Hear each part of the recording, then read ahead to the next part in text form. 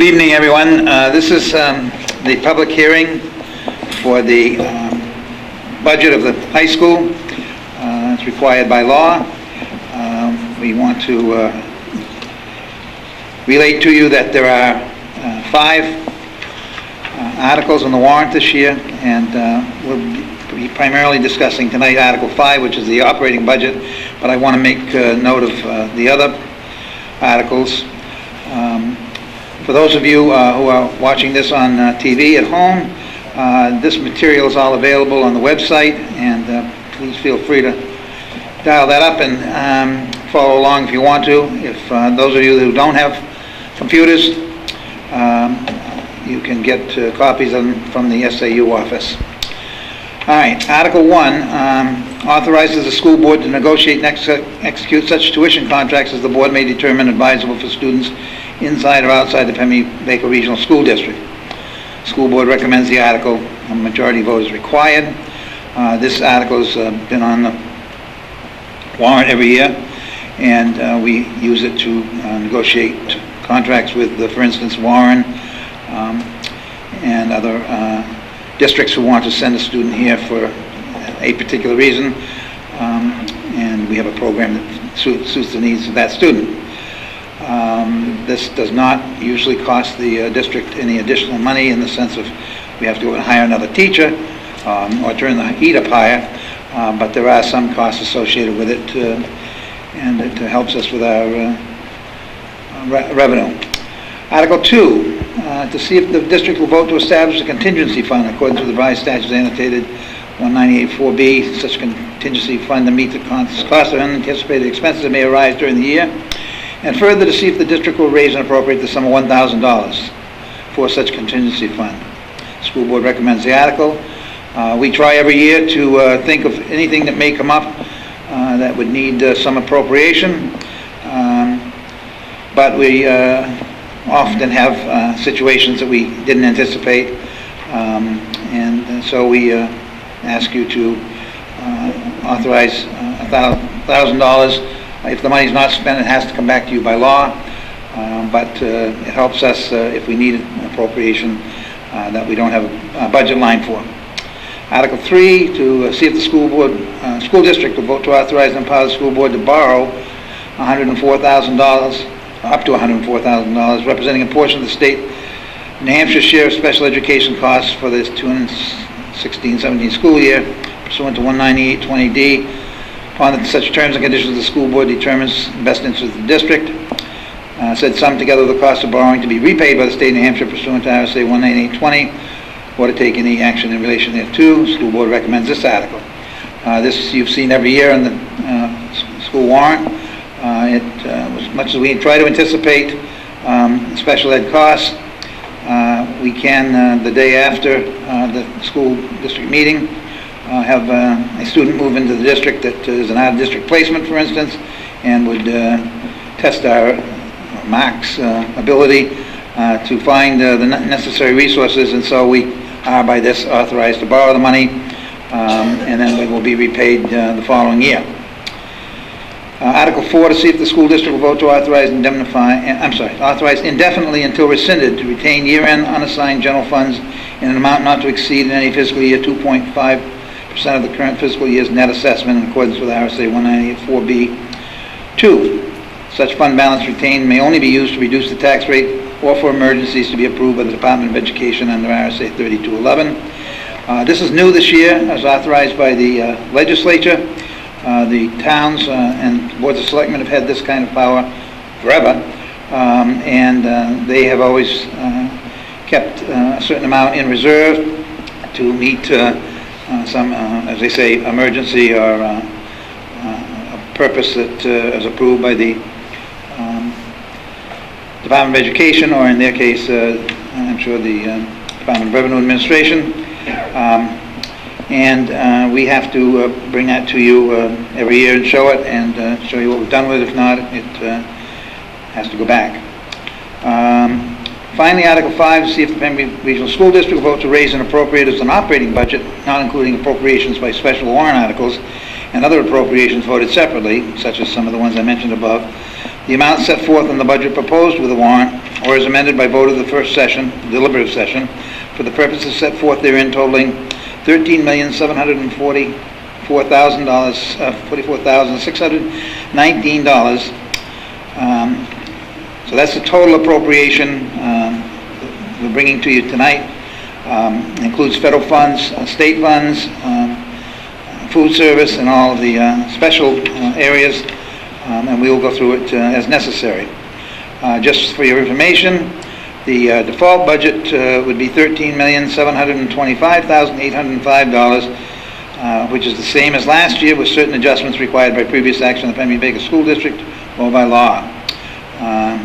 By the governing body may hold one special meeting in accordance with RSA 4013, Roman number 10 and 16, to take up the issue of a revised operating budget only.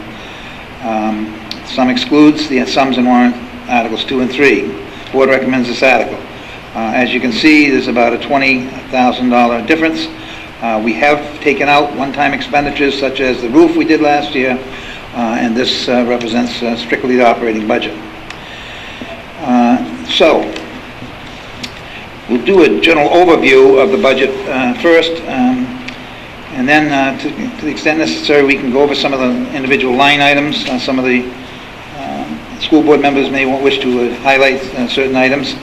The fiscal year 17 assessment proposed here is to our member communities up $108,000, almost $109,000, or 0.91%. The tax rate impact ranges from an increase of 18 cents in Holderness to a decrease of 27 cents in Wentworth, and that's shown on the blue assessment sheet.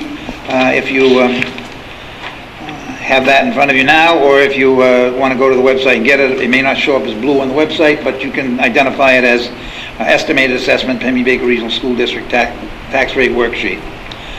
You may recall that each town's contribution is based to 50% on assessed valuation and 50% on average daily membership, meaning the number of kids you send to school as of October 1st each year. In this case, it's the years 12, 13, 13, 14, 14, 15, gives you a 3-year average, and then you get a percentage. Then you do the same with equalized value for 2012, 13, and 14. So if you've had a major increase this year, it might not be reflected until next year, or a major decrease, it wouldn't be reflected. So, and this is all by statute, or Department of Education ruling. Then you add those two numbers together, and it gives you the percentages together, and it gives you the percentage of each town, and then you apply that and arrive at an assessment, and then education adequacy, which comes from the state, is credited to each town based upon the formula provided by the state legislature, and we have all the way from $0 for Holderness to $1 million for Plymouth, and that's based upon a number of factors, not the least of which is the assessed valuation of the town in relation to the number of students. So then you arrive at the tax rates for the coming year, and on this blue sheet it shows you last year's tax rate, and it shows either an increase or decrease. We had 3 towns that increased slightly and 4 towns that decreased slightly. So that's an overview of how the tax rate is arrived at. The appropriation highlights for this year consist, first and foremost, although it isn't actually an increase, it's a break-even situation for us, I think is shortly be described to you. And energy conversion. You may know that we have boilers in the north end of the building, which were put there, I think, originally when the school was built, shortly thereafter, and we're now, and we attempted last year to modify it and go with a cogeneration plant, and this year we have found a way to do that inside the budget, and here to first describe what the plan looks like is our facilities person, John. Just going to describe the wood heating plant that we're projecting to put in. It's going to be a 3 million BTU boiler that will be housed in the CTC Center where the existing boiler room is now. That will cross-connect to the high school building. That will displace approximately 55,000 gallons of oil a year. That oil will be replaced with 600 tons of wood chips and 11,000 gallons of propane. We're going to take our existing boilers that are housed in the north section of the building and convert them to propane. Also, we're going to be doing a lighting, LED lighting conversion to the high school, as well as upgrade the building controls that control all the systems in the high school. We'll be installing what we call VFD drives on a lot of the large motors. We'll be able to slow them down. We don't need full CFM flow in the building. And finally, we'll be looking at improving the building envelope in several places. And that pretty much is going to be, that work will be done over this summer.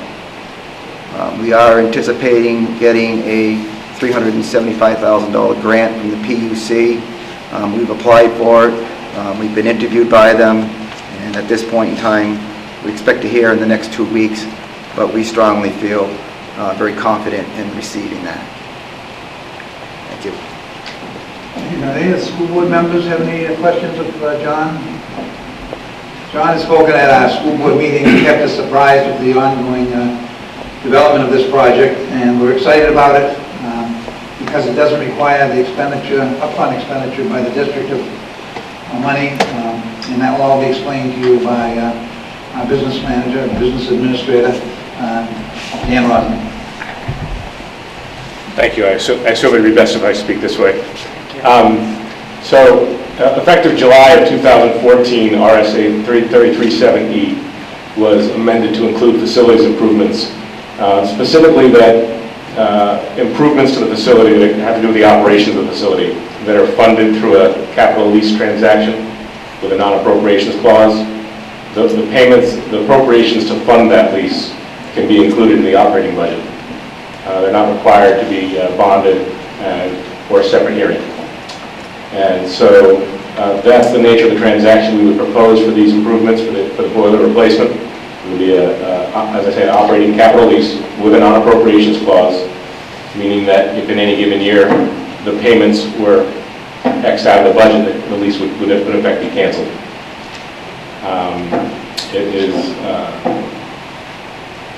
Is that clear enough? Any questions? Any questions on the finances? Just to be clear, in addition, one of the other neat elements of it is because of the nature of the project, in addition to the $375,000 PUC grant, we're anticipating there's also $300,000 of carbon RECs or energy thermal RECs through carbon benefit that come to the district in a cash payment of $30,000 a year that also offset the debt payments. Thank you. For those of you that have a copy of the budget in front of you, if you turn to number 767, which is 26020, 622, you'll see a reduction in both heating and electricity. And that's the savings with which we're going to fund the lease payments. This is all been worked out with the company that does this and has done it in any number of places. And then the payments are reflected, these payments are reflected on the debt service, principal and interest. I don't know why they do it that way, but that's the DRA. But you'll see it's going to be $151,000 payable there. So that's how it's funded through. Some of that won't, if we get the grants, that cost may go down some. So that brings us to the changes to the operating budget. We have, we're building the budget on the basis that there'll be 688 students enrolled in August of 2016. The faculty has been increased by one full-time equivalent position from 65 to 66. This increase is in the area of special education. Our special education costs, for those of you who have followed your local districts' budgets, have been very heavy at the elementary level. Those students are now have entered the high school, and they collectively get reflected in our budget, and have necessitated the addition of one faculty position in that special education area. The support staff will be increased by 1.8 full-time equivalent people. Special education is up 2.8, but we cut a position, library aide, and so that full staffing for the support staff is budgeted at 38.1. I think amongst your paperwork and on position, there's a that shows how we've dealt with the enrollments declining, and we have decreased the full-time equivalent positions over the last 5 years to reflect that, and now we're having to deal with the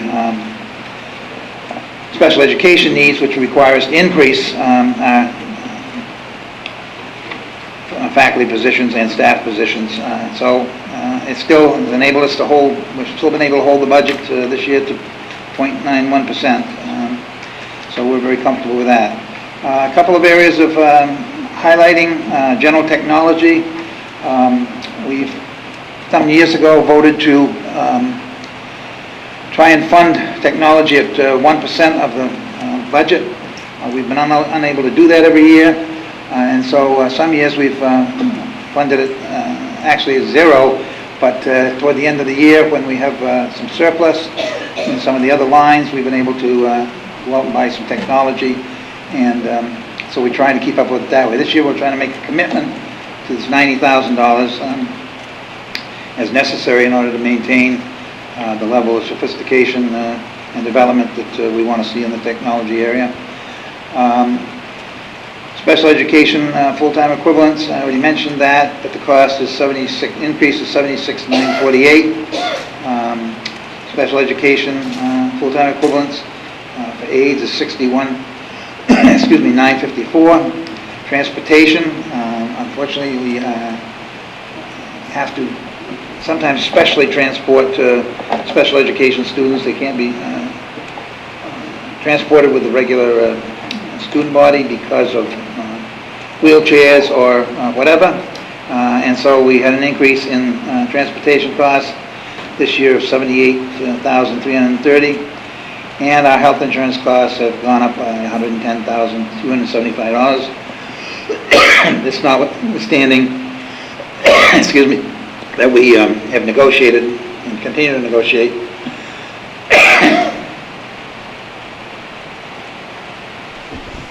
with the teachers for them to take an increasing percentage of the insurance costs.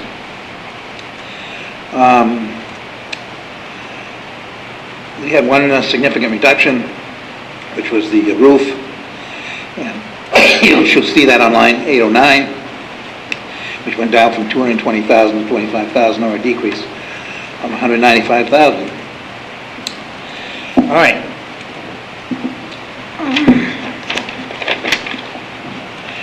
Are there any questions by any school board members on any of the items we've just discussed, or is there anything in the line items of the budget we'd like to discuss?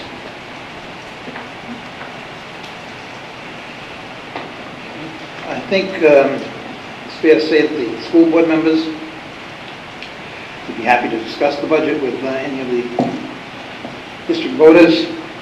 So please feel free to get in touch with me or anyone else on the board and try to get you an answer for any questions you might have. That's all anybody has. That's all I have.